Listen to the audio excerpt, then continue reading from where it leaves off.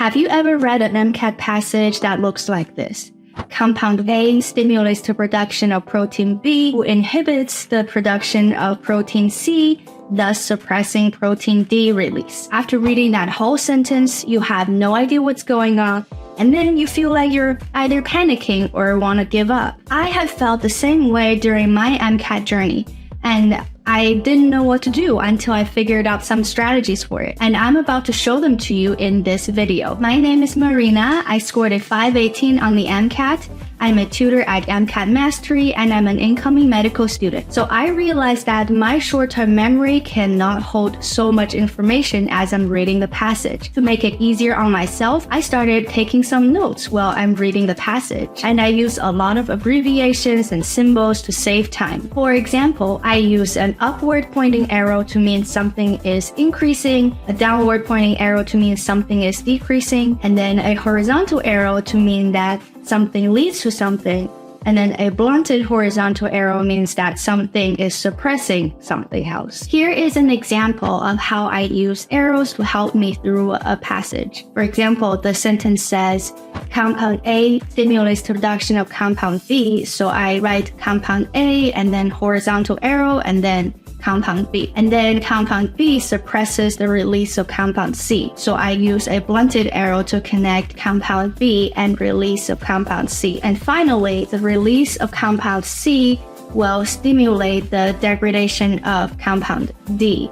So I use a horizontal arrow to connect release of compound C and degradation of compound D. So now I have a little diagram to help me organize what things leads to what. And then I read a question. It says, if I increase the amount of compound A, how is it gonna affect the degradation of compound D? So then underneath my diagram, I'm gonna write an upward pointing arrow under compound A to state that compound A is increasing, and then I would write an upward pointing arrow underneath compound B because compound A leads to compound B. So there's more A, then there should be more B. And then up to the next one, if there's more compound B, then that means there's going to be a decreased amount of compound C because it is a blunted arrow connecting those two. So that means they have an inverse kind of relationship. So now onto our last task.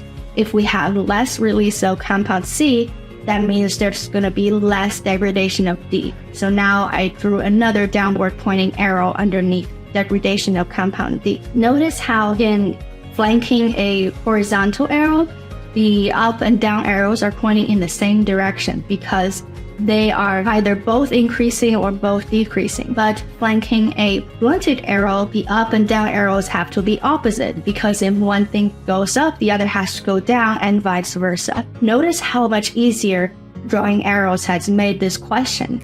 If you're just thinking about it in your head, it's very easy to mess up which one's increasing and decreasing and get the question wrong. Now, when you're reading a complicated biochem passage, I want you to try out this tip and see how much difference that's gonna make. This tip is not just helpful for taking the MCAT. You can also use it when you're taking notes in class or you're taking another exam.